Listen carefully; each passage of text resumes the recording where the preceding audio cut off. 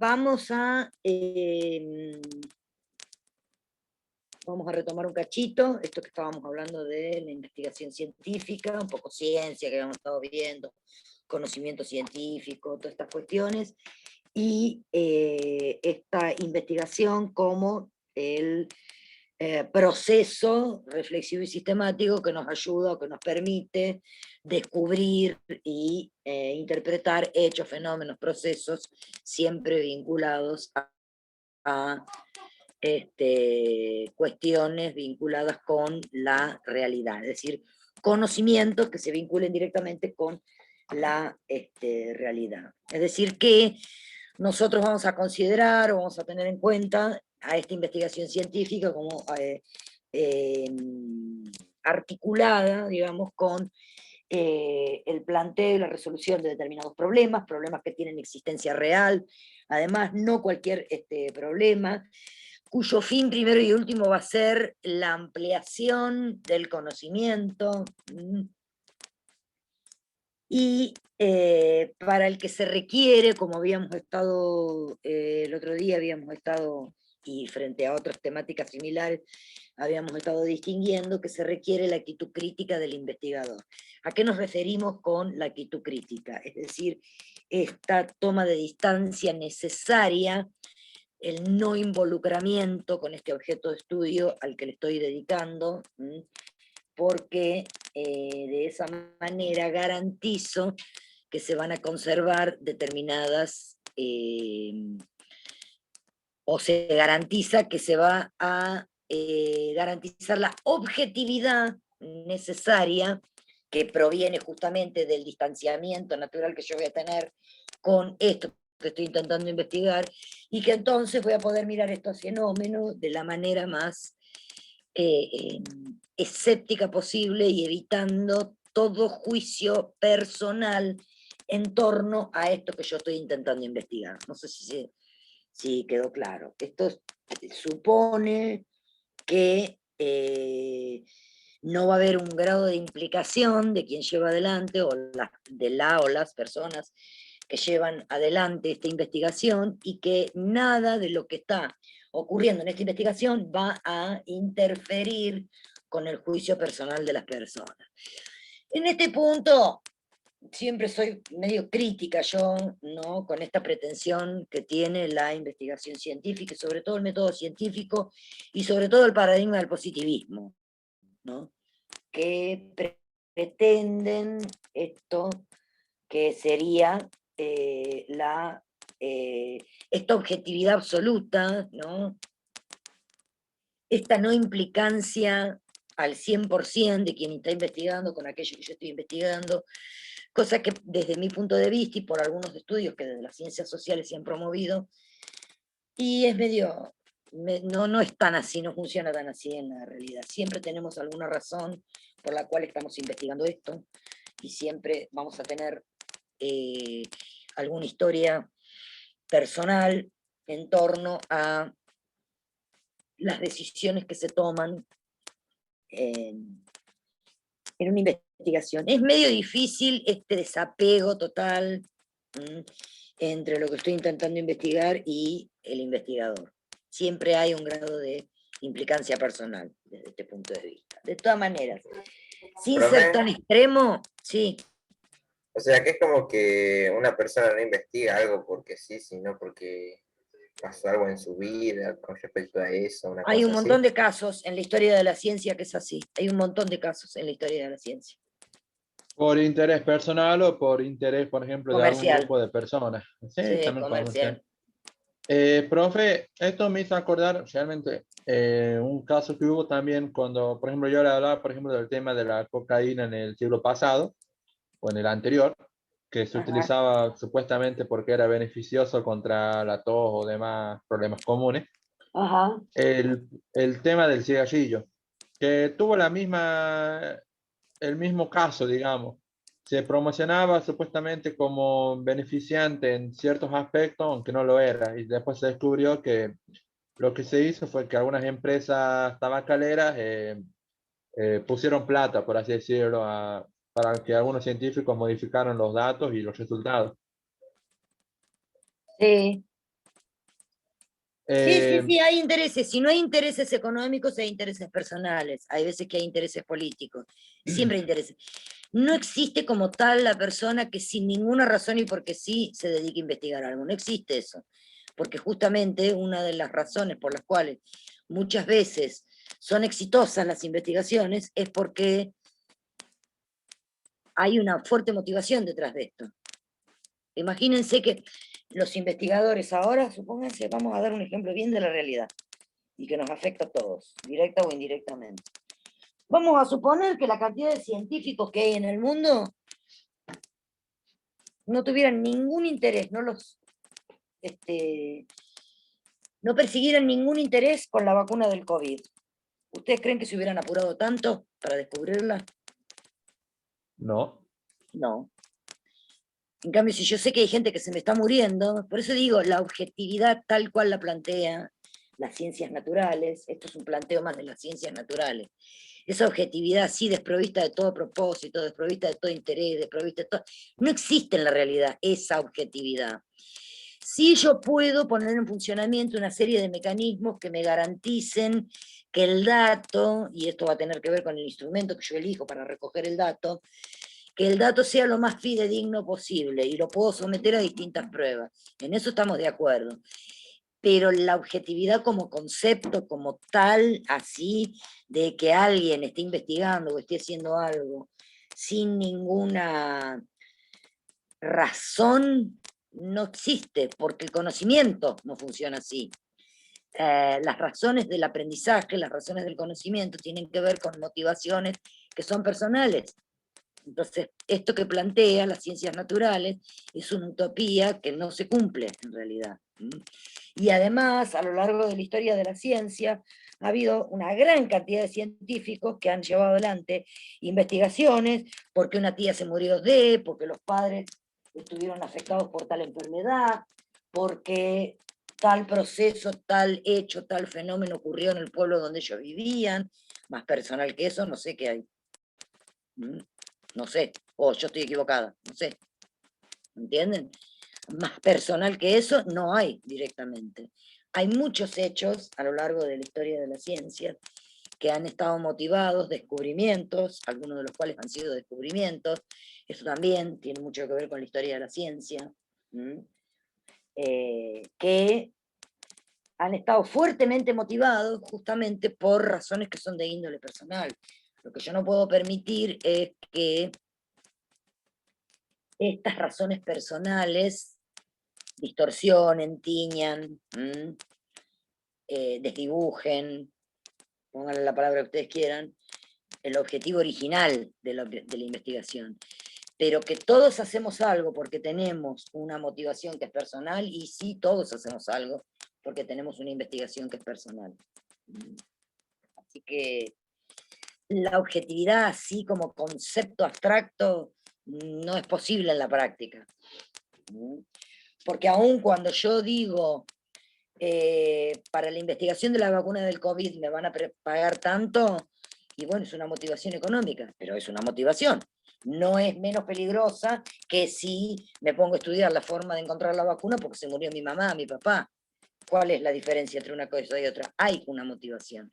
Y no estoy diciendo Profe, que, por disculpe, ejemplo, disculpe un segundito, y no estoy diciendo que tenga que ser gratis la investigación, no estoy diciendo eso, pero tengo una motivación, ¿se entiende? A eso voy. Sí, Sebastián. profe, respecto a la motivación económica, puede ser que uno de los motivos por el que se avanzó, digamos, fue justamente porque parte de esa motivación económica provino de las empresas, de varias industrias, digamos, que necesitaban, digamos, salir de alguna especie de cuarentena y de restricción para poder seguir produciendo y que no se vaya todo a la quiebra, digamos. Por supuesto, entre ellas las farmacéuticas. A las farmacéuticas no les conviene para nada que nosotros estemos encerrados, porque si estamos encerrados no nos enfermamos de un montón de enfermedades para las que ellos tienen la pastilla salvadora y que son medicamentos de venta libre, y que el año pasado no los pudieron vender porque nosotros estuvimos encerrados. Así que sí, les diría una cosa, la motivación económica para mí es muchísimo más peligrosa que la personal. ¿Por qué? Porque eso significa que cuanta más plata me pongan, voy a responder a los intereses de cualquiera. Y solamente la razón que yo tenga va a ser económica.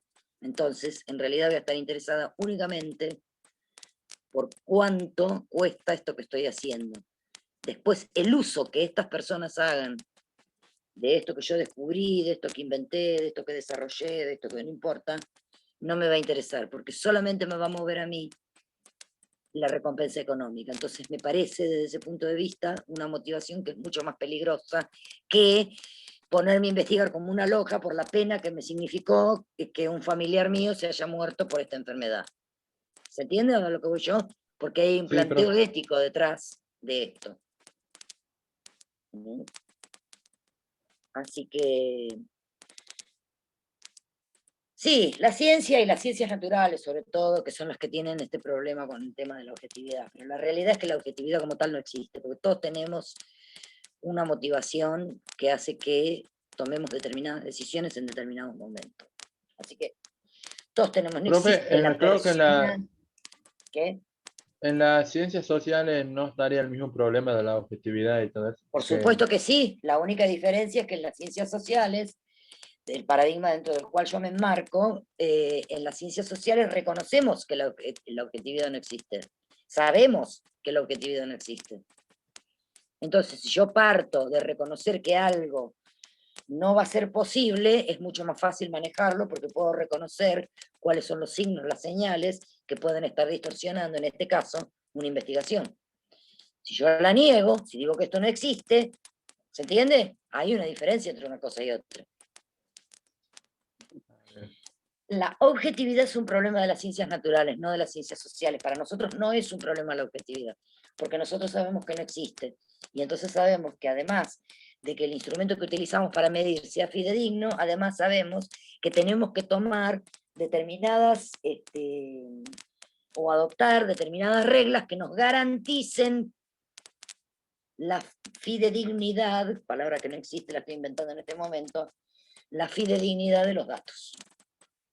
Entonces es mucho más fácil porque uno se relaja desde ese punto de vista. Pero no es un problema desde ese punto de vista, así como se lo estoy diciendo yo. ¿Cuál va a ser entonces el instrumento de la investigación científica por excelencia? El método científico, como empezamos a ver el otro día, que al final tuvimos que levantar la clase por todo lo que ya sabemos.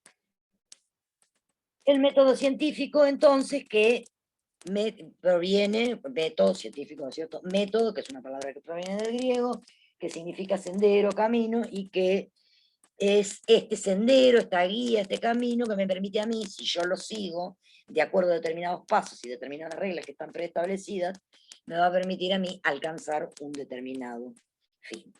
Nosotros vamos a tener en el método científico, o reconocido durante mucho tiempo al método científico como el conjunto de procedimientos que permiten abordar y solucionar un determinado problema de la realidad.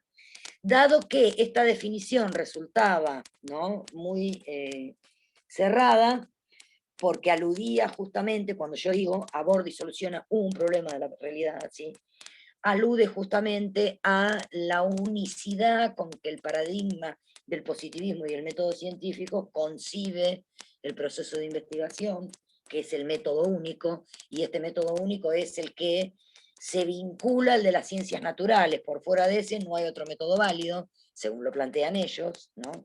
Entonces, debido a esta controversia, esta puja, esta lucha que hay entre unas y otras, es que se amplió esta definición, que en un primer momento empezó siendo como se las mencioné recién, y pasó a considerarse al método científico como el conjunto de acciones dirigidas al descubrimiento de nueva información y su validación. No nos olvidemos que para la ciencia la validación de los conocimientos es lo más importante, la puesta a prueba de estos postulados, de estas leyes, de estas generalizaciones o de estos descubrimientos que se hacen. Nosotros vamos a distinguir en el método científico, vamos a distinguir tres elementos que son sumamente importantes. El primero son los modelos teóricos, ¿no?, que están que se refieren a determinados fenómenos de la realidad. ¿Qué significa esto? Significa que en la investigación científica siempre vamos a tener un desarrollo teórico previo que nos va a ir guiando y que va a ir acompañando y que nos va a permitir a nosotros hacer la articulación necesaria entre la nueva información que vamos recopilando con lo que sea que hayamos propuesto para investigar y la información, la teoría, la generalización y las leyes que ya existían previamente.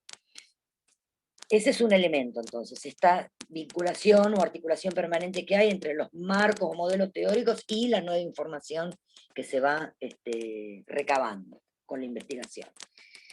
El otro elemento que también es muy importante dentro del método científico es el referente empírico o el dato siempre extraído de la realidad. ¿Qué significa esto?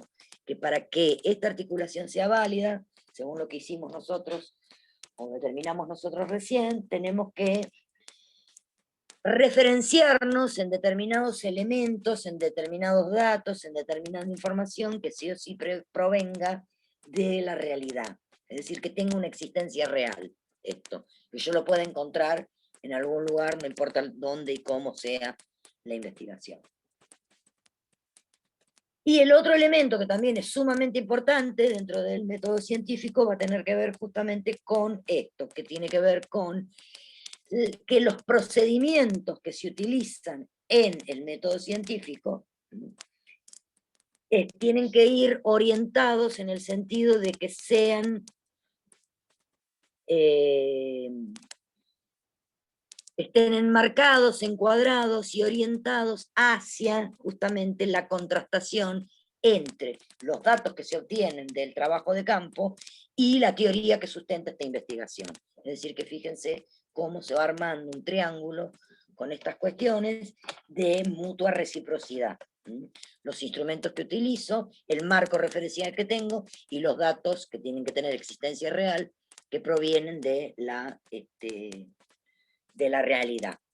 Entonces, en eso se va a conformar este triángulo que me va a permitir a mí justamente ajustarme a determinadas condiciones que tienen que estar presentes cuando hago ciencia, cuando me encuadro o cuando sigo los pasos, las reglas, las generalizaciones y las leyes del método científico. No hago cualquier cosa de cualquier manera. Chicos, sé que es muy antiguo el ejemplo, pero lo voy a dar igual. Prefiero pasar por dinosaurio y no dejar de ejemplificar. El científico loco de Volver al Futuro, si no la vieron, véanla, porque además es muy linda la película. El científico loco de Volver al Futuro no existe en la realidad. ¿Qué les quiero decir con esto? La ciencia es, y como hemos visto en la relación, en otras clases, en la relación entre la ciencia y el desarrollo económico de un país o de una región, la ciencia es una actividad económica también. Es decir, es una actividad que tiene que generar ganancias. Y si no, pregúntenle a las farmacéuticas, pregúntenle a las empresas, por ejemplo, que se dedican a fabricar insumos para el campo, si no hacen investigación y además hacen desarrollo tecnológico y además pretenden generar ganancias. Entonces, esto no es algo que se deje librado al azar y que no esté planificado y que no... y que voy viendo y que corro de un lado al otro, como el científico de Volver al Futuro, que está despeinado, y se le van ocurriendo cosas a medida que las va diciendo en voz alta. No funciona así la ciencia. Eso es muy gracioso, es muy entretenido y muy divino para verlo en una película. Y nos matamos de risa y mirad qué bárbaro y todo lo demás. Pero nadie, ni el Estado, ni las empresas privadas contratarían a un científico con esas características.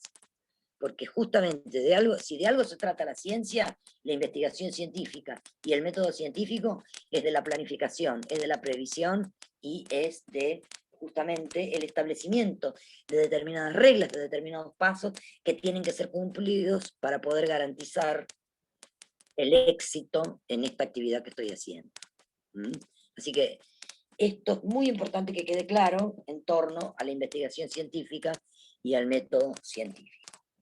Vamos a tener tres características entonces del método científico, que son tres características sumamente importantes, que es la veracidad, la confiabilidad y la fundamentación. Son tres características bien importantes. La veracidad es la verdad de la ciencia, no la verdad jurídica.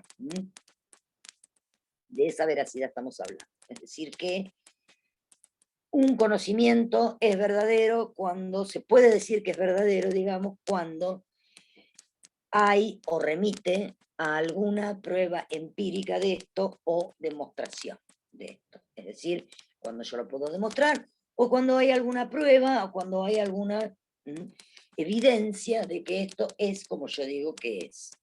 Es así. Es decir, que en este orden del método de la ciencia, o de la investigación, o de la investigación o del método científico, vamos a estar nosotros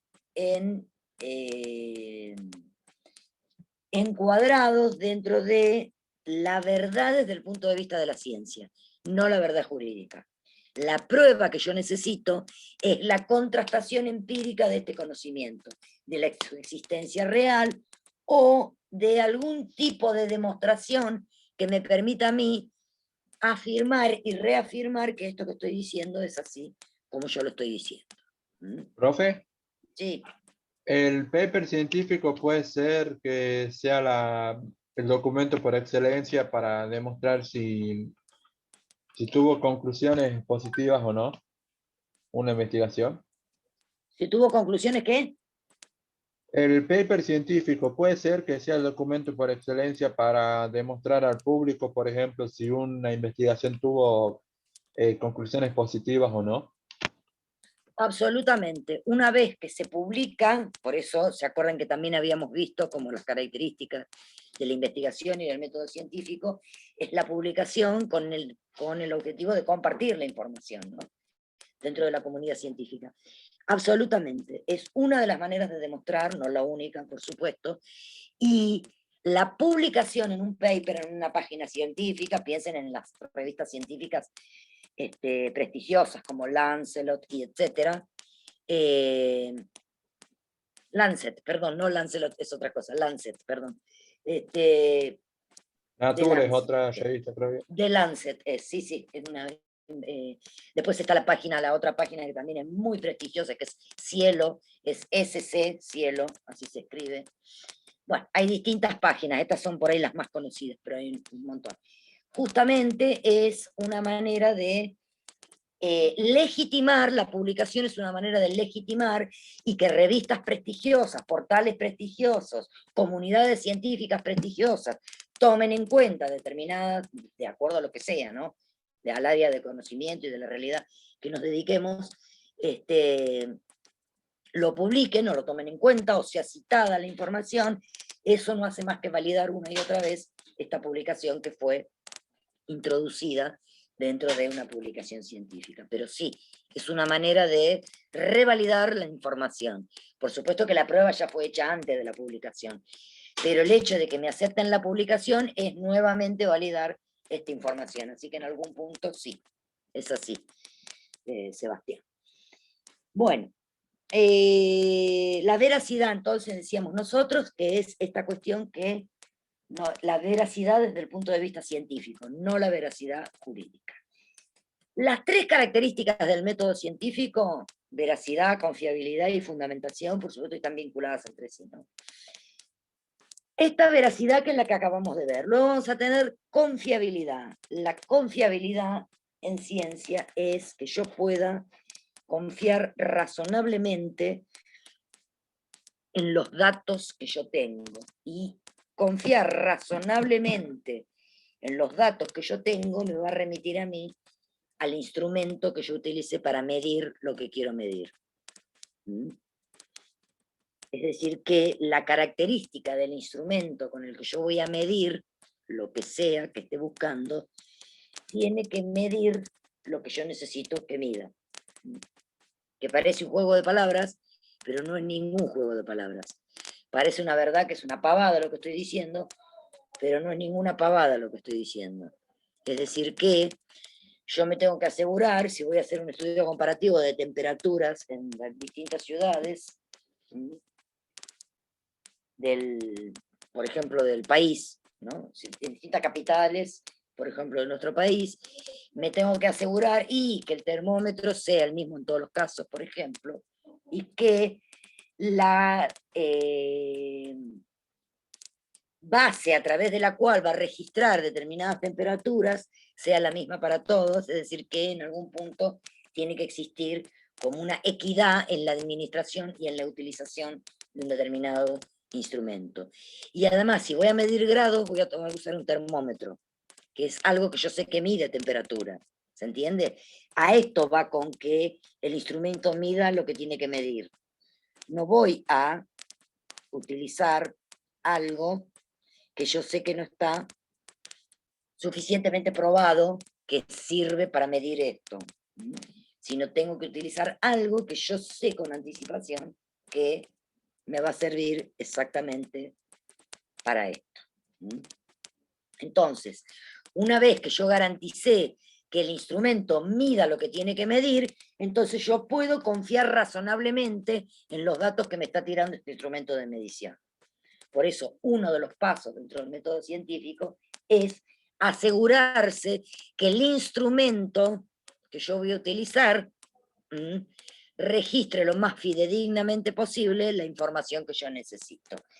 Por ahí, en los ejemplos estos de los instrumentos de medición, no se ve tanto esto, porque la mayoría tienen o son técnicos o son tecnológicos y entonces están validados con otras técnicas. Pero hay un instrumento que es sumamente utilizado y que está la creencia que todo el mundo sabe hacerlo y sabe hacerlo bien, y es uno de los instrumentos de medición más difíciles en el mundo para aplicarlo como debe ser. Un instrumento de medición es la entrevista. Y la entrevista, muchas veces ocurre que yo no logro extraer la información que necesito, porque la entrevista está atravesada por un montón de cuestiones, que validan o no la información que yo tengo.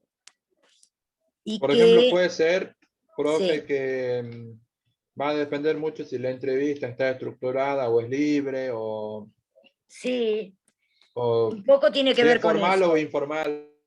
Sí, pero tiene que ver también con sí, un poco tiene que ver con eso, está bien lo que está diciendo Sebastián, pero además tiene que ver con el lugar donde yo estoy haciendo la entrevista, el tema que estoy tratando para esta entrevista. Hay temáticas que son particularmente sensibles y las personas tienen... Disculpen que voy a cerrar una puerta acá. Ustedes no sé si escuchan, pero yo sí.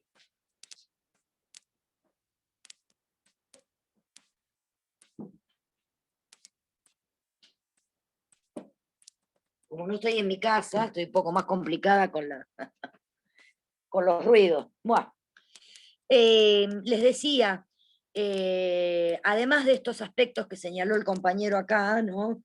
Del lugar y todo lo demás, también hay otras cuestiones que son muy importantes en una entrevista y que tienen que ver con la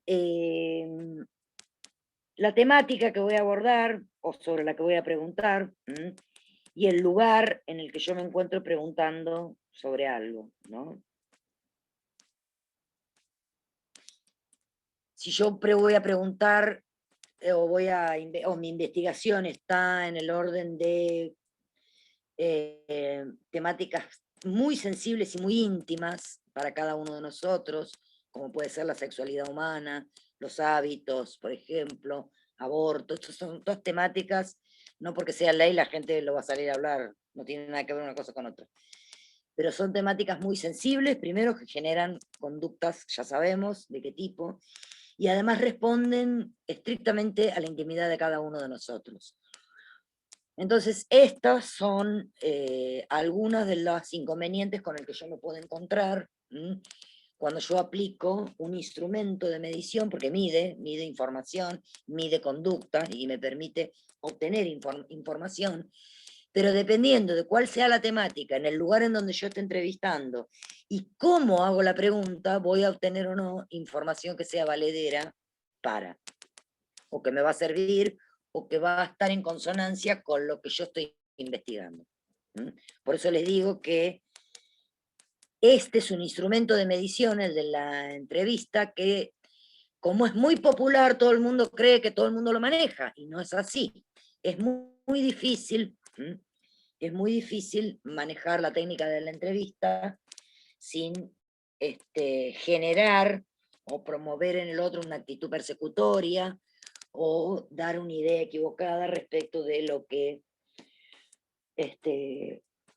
o de la idea que yo tengo en función de la información que yo quiero obtener de esta persona o este grupo de personas, ¿no? Así que nos podemos encontrar con muchos inconvenientes en el momento de llevar a cabo una entrevista. Podemos tener un montón de inconvenientes en relación a esto.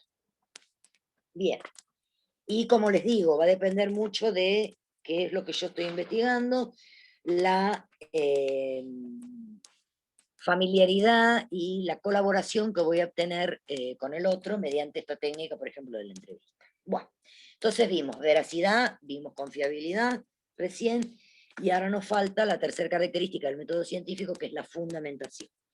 La fundamentación del conocimiento científico va a provenir de 3 fuentes, que es la evidencia empírica, que esto sí o sí, y que además nos sirve para contrastar los datos con el instrumento que utilicé y lo que pretendo establecer como ley, como etcétera.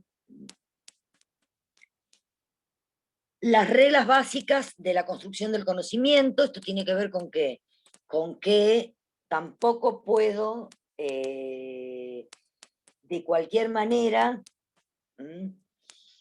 ni como a mí se me ocurre, hacer coincidir datos, hechos, postulados científicos y contrastación empírica, sino tiene que haber una coherencia, justamente, y parte de la lógica misma que cada una de las disciplinas tiene, me permite a mí ir siguiendo una determinada manera de resolver. Cada ciencia, cada disciplina, cada lenguaje, entendiéndola como construcción, va a tener una manera determinada, un objeto de estudio, determinados problemas que están alrededor de, y que me van a permitir a mí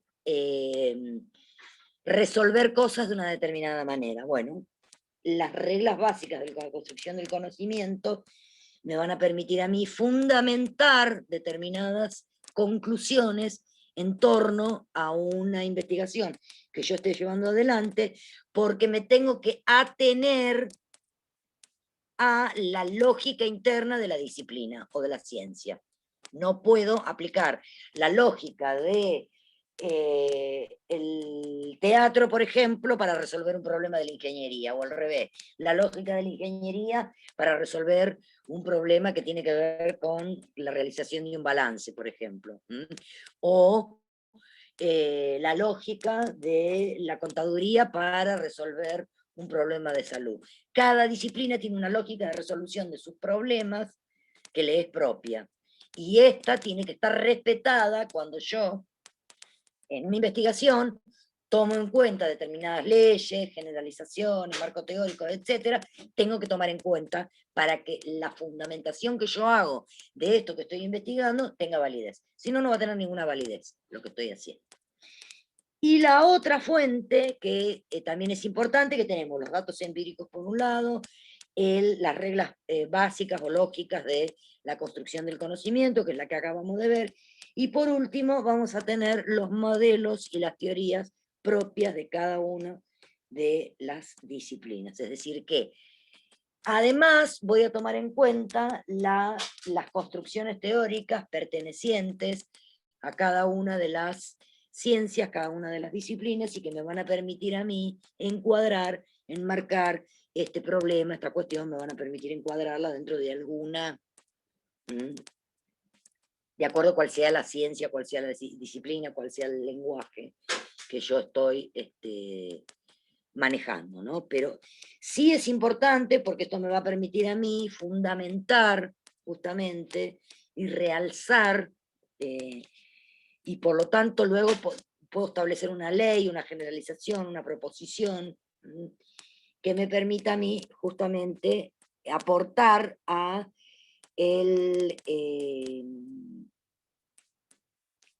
aportar justamente al conocimiento científico.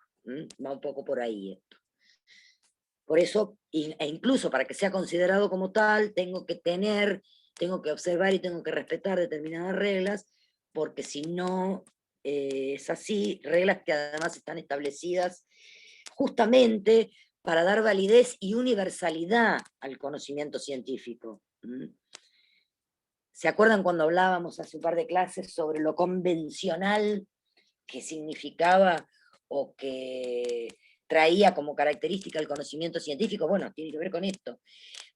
La convención es el establecimiento de determinado lenguaje, determinadas reglas, determinadas pautas que me permiten a mí luego extender hacia muchas áreas de conocimiento, por un lado, y poder establecer determinados principios, reglas, leyes, etcétera, que van a tener este carácter universal, es decir, que se van a poder aplicar en todos los casos para todos los sujetos, y no importa en el lugar del planeta Tierra en donde yo me encuentre. Por eso es tan importante ajustarse a estas reglas que son de carácter general, pero que le van a dar, le van a conferir, le van a permitir el acceso a esta investigación dentro del campo de lo que es el conocimiento científico. Vamos un poco por ahí, ¿estamos? Hay otras características también del conocimiento, del método científico, que tiene que ver con controlar los procedimientos, la autocorrección, y no perder de vista nunca que el conocimiento científico, el método científico, ciencia, investigación, son todos sinónimos.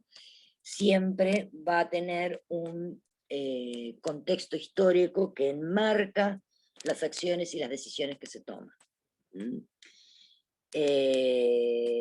Y junto con el contexto histórico, además va, que también ya lo hemos resaltado en otras clases, además va lo político, lo económico y lo social.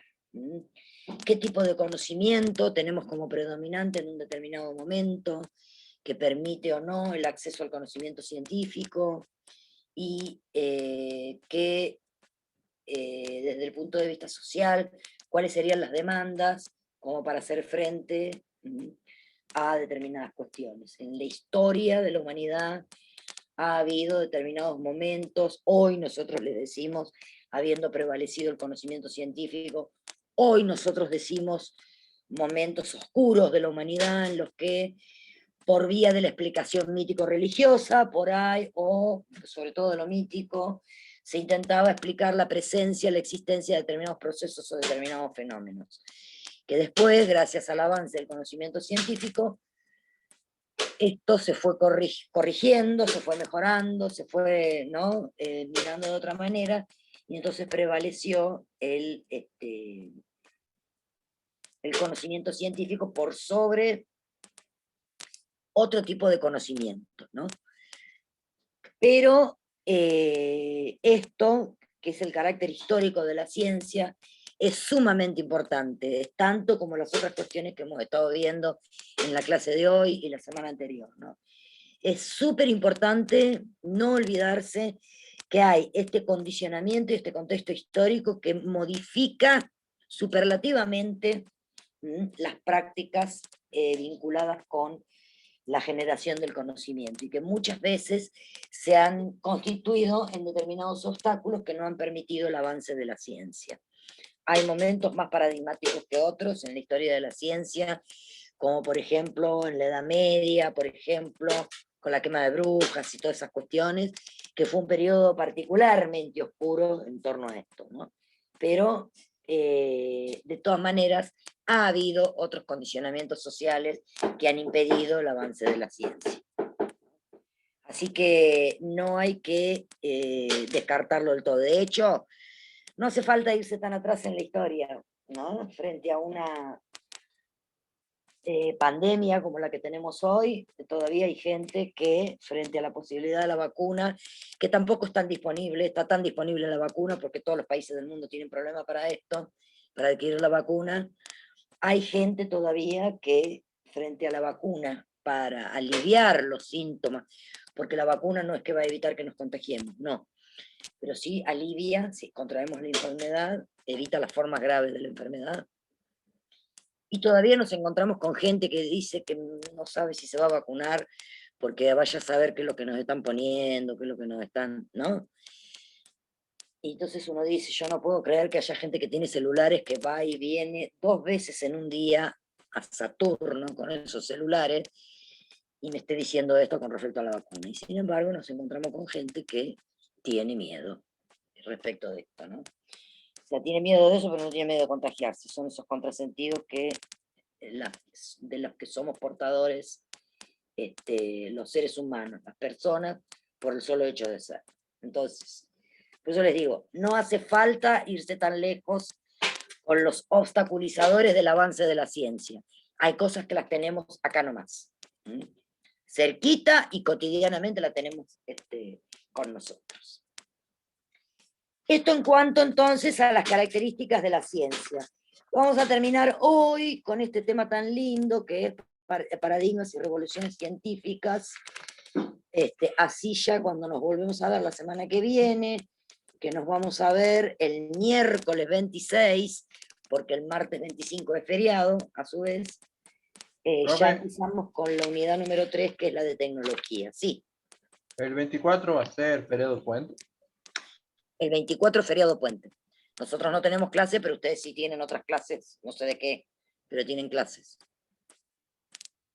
Así que sí, el 24 es feriado puente, Sebastián. Profe, ¿cuándo rendiríamos estas unidades que vimos? Bueno, eso es lo que quiero ver.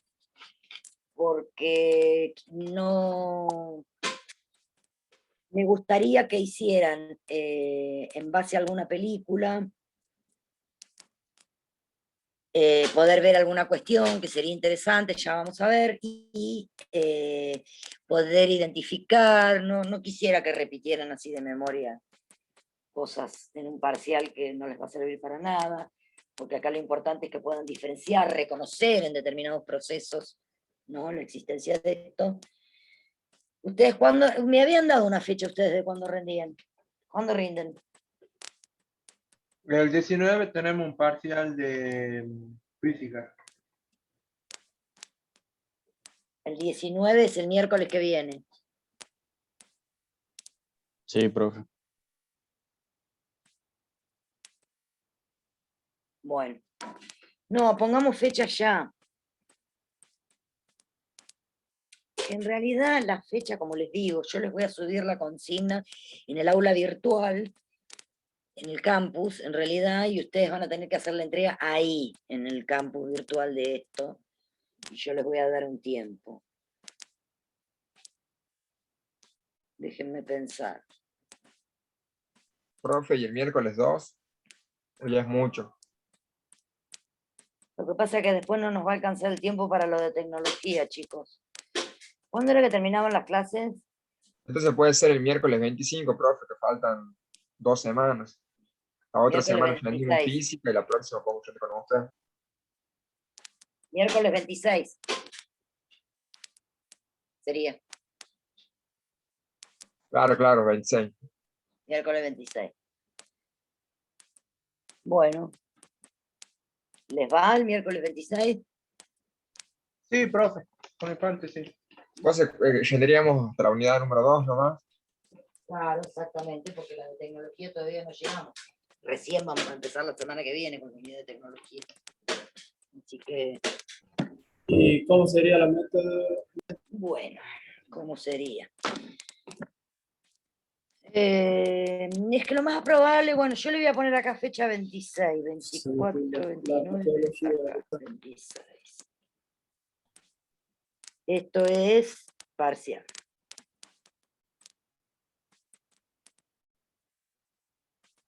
Bueno. Lo anoto acá, así no me olvido.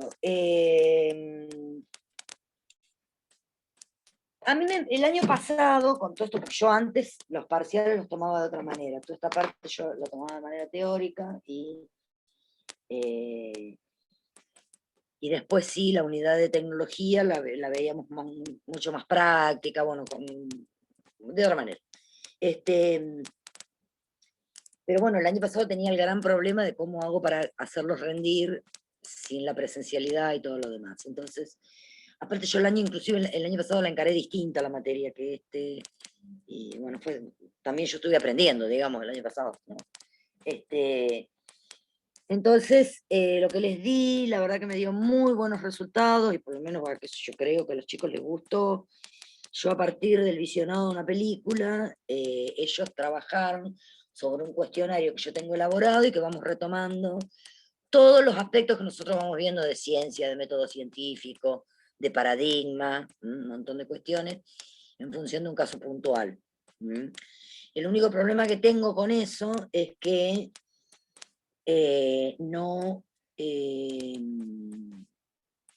la película que yo conseguí, me gustaría por ahí conseguir otra para que no todo el mundo hablara de lo mismo, sino que se pudiera hacer inclusive un contrapunto de dos películas, ¿no?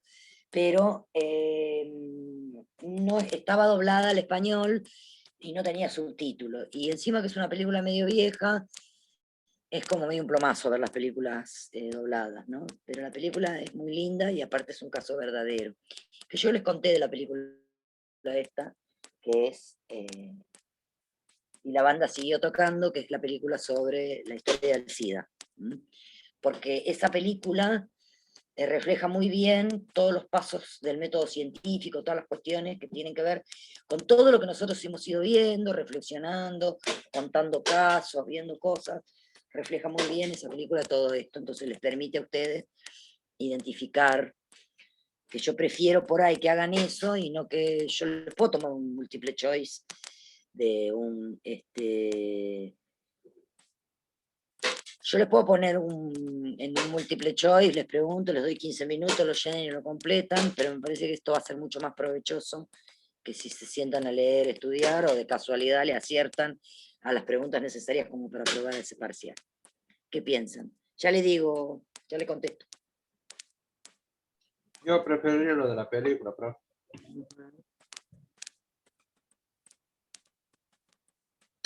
El resto, si es que están escuchando, prestando atención. Sí, profe, también prefiero la película. Sí, profe. A mí me parece que es muchísimo mejor la película porque les permite a ustedes, la tienen que ver, No, la eso sí, película, ¿no? aparte entiende más, que se da más cuenta de las cosas. Más Por ahí, Exactamente. mejor la película. Yo, el año pasado, la verdad que con los chicos re bien se trabajó eso. Así que, en realidad yo el otro día había visto, creo que les comenté que la vi la película de Madame Profe, Curie. ¿esa película está en Netflix o usted la va a pasar? No, es una película súper vieja.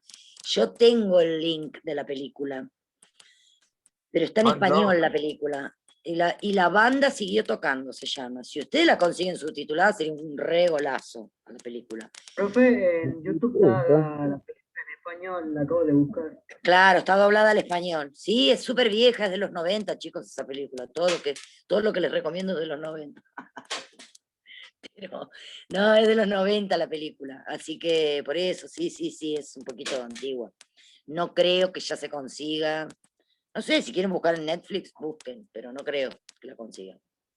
Aparte, salen un montón de actores súper conocidos en esa película, y aparte lo que mejor tiene esa historia, que más allá de que está narrada tipo ficción, todo lo que cuenta la historia es lo que pasó, ¿se entiende? Bueno, Leonel, todo lo que pasa en esa película es muy interesante, porque pueden responder a todas, ya van a ver cuando les pase el cuestionario, pueden responder, viendo la película, pueden responder a todas las cuestiones, y me parece mucho más interesante que puedan identificarlo, a que repitan de memoria un concepto que después no les va a servir para nada, y apenas termina el parcial se olvidan de lo que está pasando. Así que sí, vamos a dejar así, entonces yo ese mismo día, por ahí les pongo, lo que podemos hacer es esto. Yo puedo subir la semana que viene el trabajo práctico con fecha de entrega, ¿qué les parece? Con fecha de entrega el día 26. Ustedes lo entreguen el día 26, hasta las 12 de la noche, supónganse.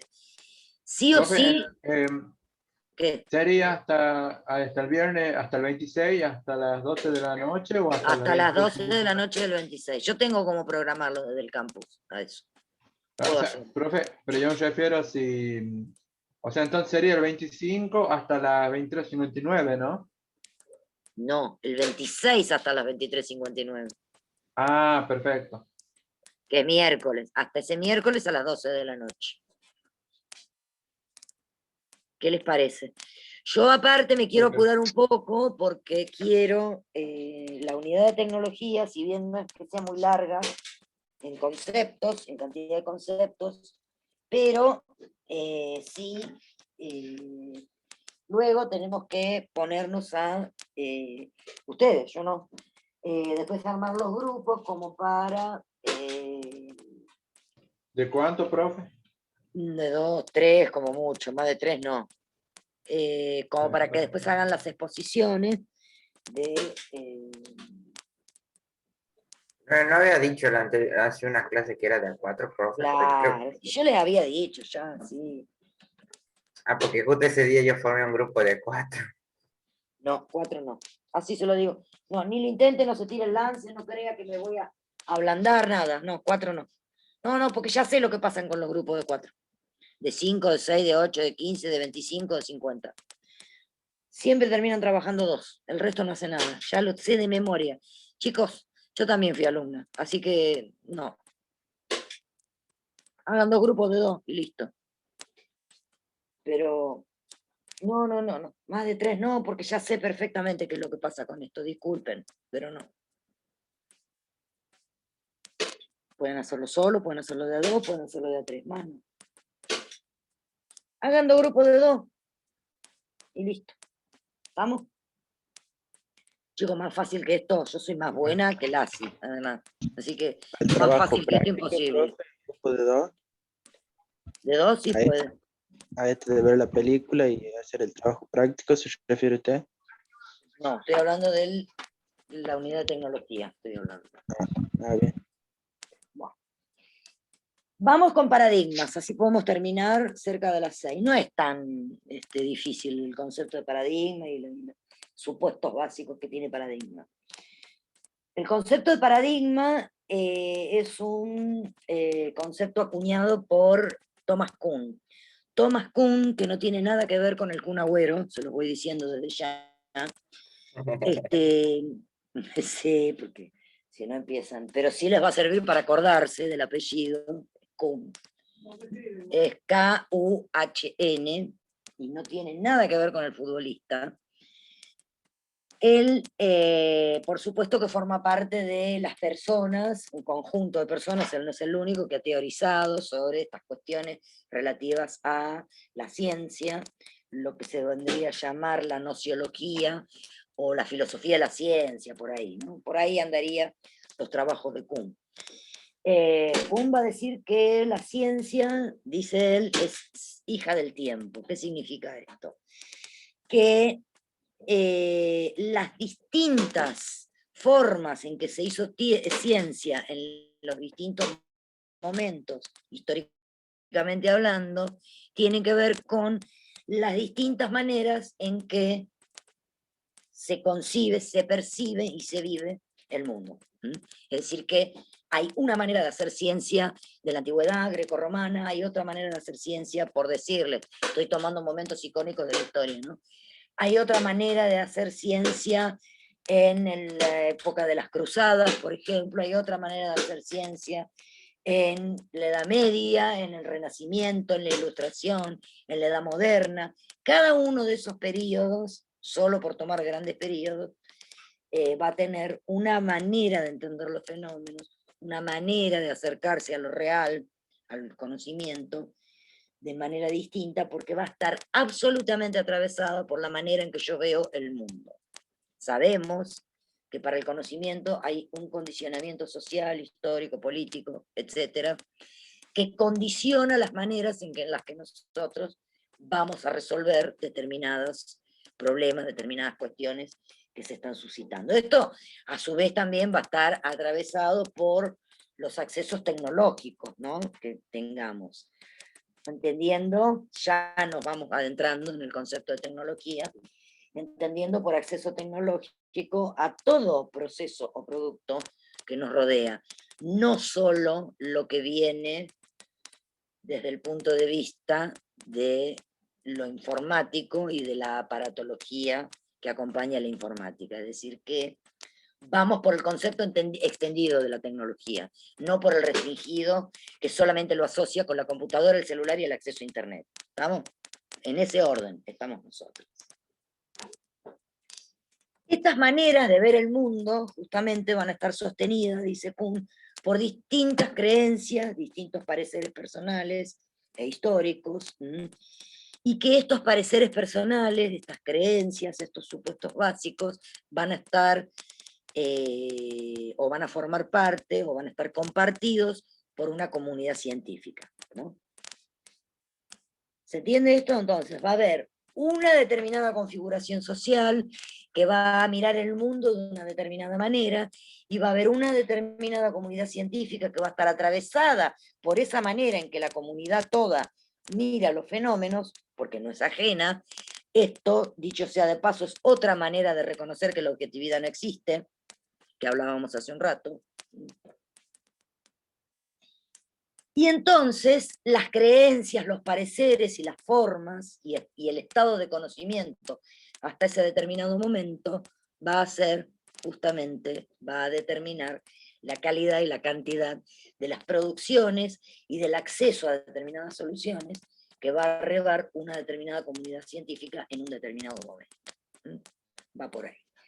Por lo tanto, Kuhn va a definir el paradigma, entonces, como un modelo o patrón aceptado por el mundo de los científicos y que los miembros de una determinada comunidad científica comparten, que es justamente es este modelo o patrón, la matriz que le llaman del paradigma, a través de la cual me va a permitir a mí solucionar determinados problemas que se presentan de una determinada manera. Esto refuerza la idea que veíamos recién de que, de acuerdo a cómo se ve el mundo, es la forma en que se resuelven los problemas. Y en esto, por eso, más allá de que siempre se lo reconoce, por ejemplo, ¿cómo se llama este hombre? A Galileo, que se lo reconoce como un gran científico, a Da Vinci, que también, además de ser artista plástico, ha escrito un montón de cosas sobre, no me acuerdo si física o no importa, y demás. No es solamente el conocimiento aislado que estas personas, que les estoy nombrando, que son de la antigüedad, que podían aportar por sí mismos, o las conclusiones, o las investigaciones, sino que había todo un entorno que estaba configurado por lo político, lo social, lo tecnológico, las expectativas, lo que la comunidad en un determinado momento creía, que hizo posible el desarrollo o no de las teorías o de las áreas de interés que tenían estas personas. Entonces, esto refuerza justamente más la idea de esto que viene diciendo Kuhn. Hay una determinada manera de ver el mundo que nos va a permitir resolver determinados problemas de la realidad que se nos presenta, acompañado del atravesamiento político, social, tecnológico, histórico, económico, y etc. Entonces, este paradigma, que es un modelo o patrón, que es aceptado por los científicos, que comparten, es compartido por los miembros de una comunidad científica, que muchas veces se transforma en una determinada rama del saber. Profe, Sí. la Royal Society es una comunidad científica, ¿no? ¿O va por otro camino? Es una comunidad que representa intereses, pero la comunidad científica son todos los científicos del mundo. Eso es la comunidad científica, para conformar un determinado paradigma. Lo que hay son como subasociaciones, como sería esta, que representan intereses, no sé a qué se dedican, qué área de la realidad investigan. Creo que muchos físicos, por ejemplo, ganadores del premio Nobel o químicos, eran parte de la Royal Society. Por lo menos del siglo pasado. Claro. Claro, pero ellos están encuadrados dentro de, porque cuando hablamos del paradigma y cuando hablamos de modelo patrón, significa que todos están encuadrados dentro de una determinada manera de entender cómo se hace la ciencia. En este momento para nosotros el positivismo es un paradigma, y es una manera de entender la ciencia, y de cómo se hace ciencia. ¿Se entiende? Entonces, no importa que sea esta asociación u otra, todas están bajo el paradigma del positivismo. ¿Se entiende? Por eso le digo que cuando hablamos de esto, hablamos de toda la comunidad científica a nivel mundial, estamos hablando de eso. Más allá de que existan asociaciones más pequeñas, con intereses particulares, esto que usted me dice, bueno, supónganse físicos, bueno, toda la reunión de los físicos prestigiosos, ganadores de premios, ¿no es cierto? Y demás, y todo lo demás. De ahí puede haber otras asociaciones, como las revistas científicas que les mencioné hace un rato, o las asociaciones particulares y demás, pero todos están encuadrados bajo el paraguas del positivismo como paradigma o manera de entender la forma de hacer ciencia. ¿Se entiende esto? Va mucho más allá de una asociación particular. Profe, tengo una duda, Sí, porque no sé si entendí bien, o sea. Entonces el paradigma sería como un pensamiento madre o un pensamiento base, así, ¿verdad? exactamente. Y si se Por eso cae eso, es como que hay que empezar de cero. No, ahora vamos a ver cómo funciona el paradigma. No, no, no tanto. Ah, No ok. tanto como eso, como si nos resetearan, no, no, no tanto. Ahora vemos cómo funciona el paradigma. Pero sí, es una matriz, el paradigma es una matriz, por eso les traigo a colación, que creo que más justo que esto, es justamente el paradigma del positivismo, es una manera de entender la ciencia, a través del método científico. Entonces tengo que seguir pasos, tengo reglas, tengo que hacer articulación con la teoría, tengo que observar que el instrumento, esto es lo que veíamos hace un rato, el instrumento que utilizo para medir sea fidedigno, mida lo que tiene que medir, así me garantiza que los datos que tengo son representativos de lo que estoy intentando investigar, ¿se entiende? Bueno, todo eso está compartido por todos los miembros de la comunidad científica, más allá de las asociaciones particulares en las que se reúnen con fines particulares, todos los físicos del mundo, todos los médicos del mundo, todos los, ¿se entiende? Eso va más allá de esto, ¿no? Sí, como usted dice, Carlos, es una matriz de pensamiento, el paradigma. Imprime una determinada manera de resolver de acuerdo a la mirada del mundo que se tiene, como fue definido por Kuhn. Y es estudiada además en ámbitos académicos, no solamente porque se estudian las formas de validación, existe la nociología o la filosofía del conocimiento, que apunta a esto, a reflexionar acerca de estas condiciones que hacen posible realizar ciencia o no. Tiene que ver con eso, entonces son cuestiones que son importantes. ¿Cuál es el circuito que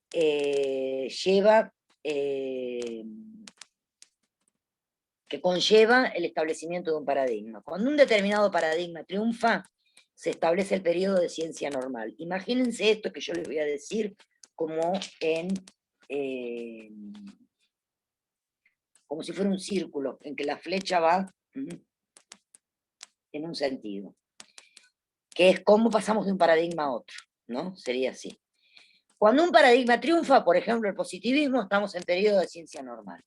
En todos los paradigmas siempre ocurre, o sea, en esta matriz en el que se resuelven, o a partir de la que se resuelven determinados problemas, yo tengo, ¿no? Voy a tener una comunidad científica que va a investigar según esta matriz disciplinar, según esta forma que se propone, cómo deben resolverse determinados problemas, ¿no es cierto? Y entonces está puesta al servicio, justamente esta matriz va a estar puesta al servicio de ampliar los conocimientos existentes, porque eso tiene que ver con el fin primero y último de la ciencia, que es ampliar el conocimiento, ¿no? Bien. Entonces, puede ser que en este periodo, en el que estamos, en el periodo de ciencia normal, que es cuando triunfa un determinado paradigma, entonces lo que se hace es ampliar el conocimiento, ¿no es cierto? Sobre todo aumentar el grado de exactitud que tienen determinados conocimientos, y sobre todo el paradigma nos va a indicar qué problemas deben resolverse, cuáles son las problemáticas válidas para ser seguidas dentro de este paradigma, que es el que triunfa. Sigamos con el ejemplo del positivismo. Bueno, de acuerdo al paradigma del positivismo, todos aquellos fenómenos que sean demostrables se pueden estudiar. Aquellos fenómenos, se los voy a citar con ejemplo y todo, y aquellos fenómenos o hechos para los que yo no tenga una prueba científica exacta y prevalente, no tienen valor, como pasa, por ejemplo, con todo lo que tiene que ver con los fenómenos paranormales. Los fenómenos paranormales, al no tener un modo de contrastación y comprobación científica de acuerdo al paradigma del positivismo, entonces no son considerados conocimientos científicos. ¿Se entiende? ¿Esto? O sea que el 1000 kilos no puede ser investigado científicamente. ¿Qué cosa? O sea que el 1000 kilos básicamente no puede ser investigado Exactamente. científicamente. Queda en el orden de la leyenda, queda en el orden del relato, del cuento, de la... Y ahí uno decide si cree o no cree, eso es aparte, pero no es algo que esté comprobado científicamente su existencia. Exactamente. Profe, el conocimiento, el paradigma solo involucra el conocimiento científico, ¿o no? ¿O involucra otro tipo de conocimiento? No, siempre el conocimiento científico, siempre. Porque en el caso, Todo digamos, aquello. ¿Qué? Perdón. en la Edad Media, antes se creía mucho, bueno, el orden teológico, eso de que Dios, sobre todo, de Sí, que todo giraba en torno a un Dios o esas cosas, y eso no era tan científico, sino más mítico, religioso. exactamente. El paradigma era eso, digamos, como que se El aceptaba eso. paradigma, muy bien, Joaquín, el paradigma era exactamente, el paradigma era ese. Era la creencia en la existencia de estos fenómenos para que no había mucho. Exactamente. Por supuesto que conforme se fue avanzando el conocimiento, se fueron desestimando estas cuestiones, ¿no es cierto? Y, obviamente. Exactamente. Ahora el paradigma es este, es el positivismo. La existencia de determinados fenómenos a través de los cuales yo pueda dar cuenta con una prueba empírica fehaciente.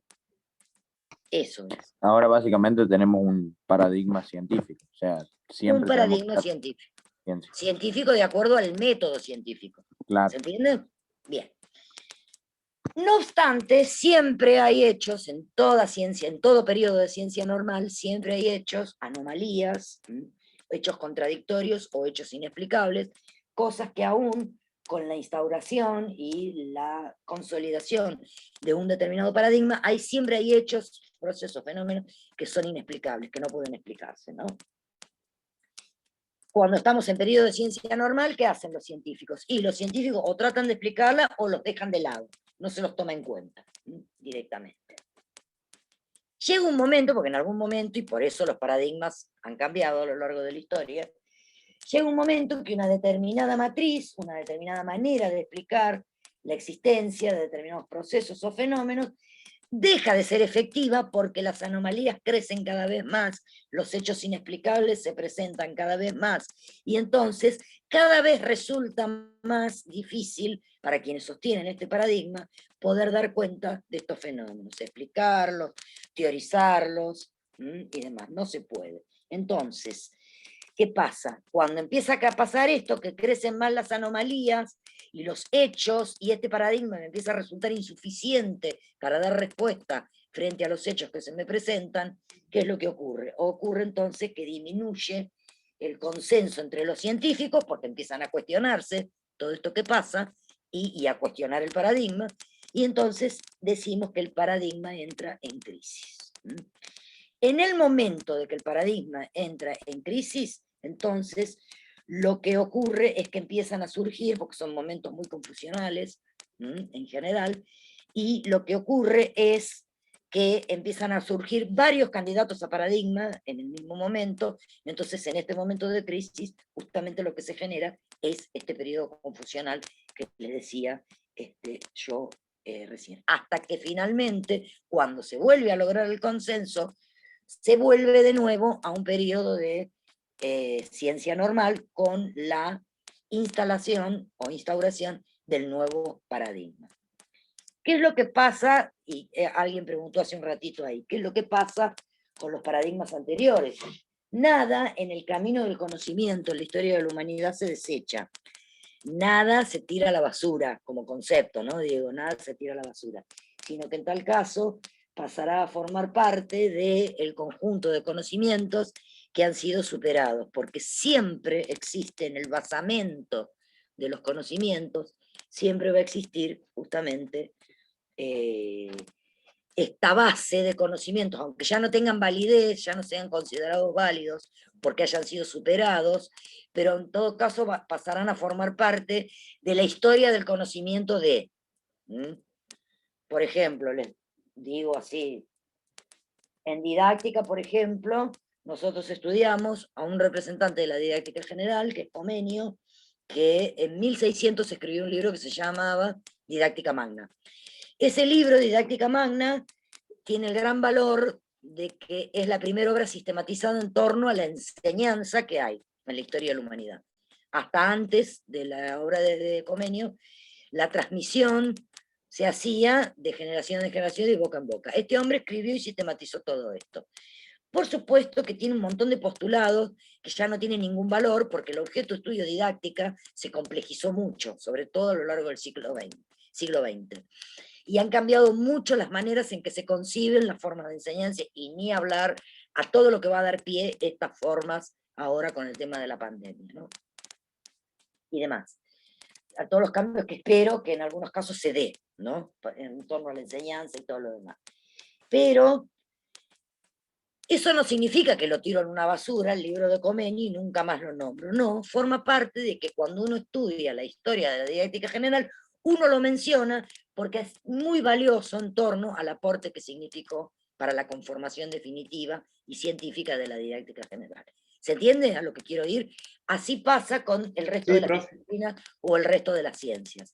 En todo caso, formará parte de este bagaje de conocimientos para referenciar, mira, hace 50 años se hacía así, ahora lo resolvemos de otra manera. Pero nada, porque el conocimiento en términos cuantitativos es muy difícil cuantificar el conocimiento. ¿Cómo hacemos para decir que alguien sabe? Cuando nos damos cuenta que alguien sabe, decimos sabe un montón, es un genio, es un crack, es un ídolo, es un esto, es un lo otro. Pero ¿qué unidad de medida usamos para cuantificar cuánto sabe una persona? Cuadras, kilómetros, kilos, litros, no tenemos unidad de medida. Gigabyte. Solo tenemos expresiones, así como decir, ese es un genio, una cosa así. Claro, pero no tenemos unidad de medida, ¿vieron? Claro.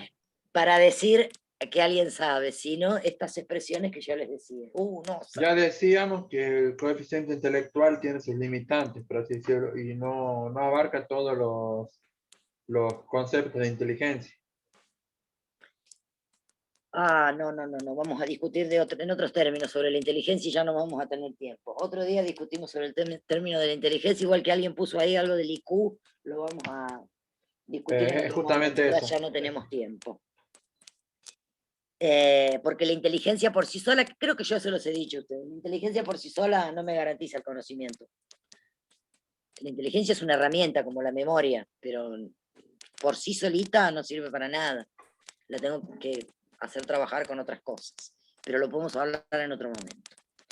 Ahora no, así puedo terminar con esto y terminamos con unidad. Eso significa entonces que en este periodo, por eso les decía que hicieran como un circulito, ciencia normal, crisis, revolución científica, ciencia normal, crisis, revolución científica, ciencia normal, crisis, perdón, es como un círculo, disculpen, es como un círculo en el que se va dando, todo esto se va dando en una forma concéntrica. Es así. La matriz que nos sirve para el paradigma justamente va a estar compuesta por generalizaciones, por leyes, ¿no? Modelos, modelos que luego se replican, valores que están compartidos que también se van pasando de uno a otro, y acuerdos de grupo que son compartidos. ¿Eso qué significa? Acordamos de qué manera, vuelvo a lo que hablábamos hace unas clases, lo convencional del método científico y de la ciencia, establezco un determinado acuerdo para que quede claro que todos estamos hablando de lo mismo cuando hablamos de contrastaciones empíricas, por ejemplo. Todos estamos hablando de lo mismo cuando decimos prueba fehaciente, ¿se entiende? Se establecen determinados acuerdos, o pasa en el periodo de ciencia normal, ¿no? Se establecen determinadas convenciones, determinados acuerdos, de manera que y son de carácter universal, es decir, que todo el mundo tiene que aceptar y acordar este tipo de acuerdos para que se pueda establecer lo que también ocurre dentro del desarrollo de un paradigma, que es la realización de investigaciones científicas que sean reconocidas como válidas, como producto del establecimiento de acuerdos previos para poder desarrollar las mismas, ¿no? O sea, la actividad científica. Es decir, que hay una validez, la validez siempre es provisoria en ciencia, hay una validez que viene dada por el establecimiento de acuerdos previos que hace que entonces este conocimiento generado sea valioso y sea considerado entonces un conocimiento científico. Ejemplos del pase de un paradigma a otro, chicos. En la historia de la ciencia tenemos, por ejemplo, el paso del mundo medieval al mundo moderno, en el que se pasaba de la idea del Dios, ¿no? Que como centro del universo, a la teoría geocéntrica, al reconocimiento de los fenómenos de la naturaleza, tenemos un montón. El establecimiento, por ejemplo, del paradigma del positivismo también es otro ejemplo del positivismo. Y desde el punto de vista social, por ejemplo, solo lo voy a mencionar, no es algo que quiera hablar particularmente, sino que solo lo voy a mencionar para que lo pensemos. Y desde el punto de vista social, los últimos 10, 15 años, más de 15 que 10, los cambios que se han dado en torno a los cambios sociales que se han dado en torno a, en algunos países sí, en otros no, en las sanciones de las leyes, por ejemplo, del matrimonio igualitario y del reconocimiento de los derechos de las minorías. Eso también, desde el punto de vista del paradigma, significa un cambio, que es un proceso y lleva tiempo, por supuesto, en el reconocimiento de estas personas como sujetos de derecho, y porque desde el punto de vista de que se sanciona una ley que les permita casarse, a las personas que se vinculan sentimentalmente con personas de su mismo sexo, esto ya es un reconocimiento desde el punto de vista jurídico, lo que significa un reconocimiento desde el punto de vista social. Tengo un amigo que es abogado, que dice, y tiene toda la razón del mundo, yo nunca lo había pensado, pero él sí porque es abogado, que dice que las leyes lo que hacen es regular situaciones sociales que ya existían de antes. Y tiene toda la razón del mundo. Entonces, desde ese punto de vista, y si nos situamos desde la teoría social, es un cambio de paradigma, esto que les digo. Entonces, nada más que como nosotros estamos insertos en esto, no nos damos cuenta, pero significa un cambio en la forma en que se entienden la existencia de determinados procesos, fenómenos y vínculos entre las personas. ¿Estamos? Sí, Perfecto. Bueno, pichones, les tomo lista y los veo el martes que viene, ¿qué es? Sí, el martes que viene los veo, que es... Profe, ¿cómo se llama la clase pasada que se le desconectó? Nos puso asistencia todo, ¿qué pasó? Sí. Sí, la clase pasada yo le dije al compañero que me escribió, porque bueno, Sí, accede obviamente. yo mandé accede. el mensaje después. Desde ya accede. Profe, ¿paro la grabación? Sí. El martes pasado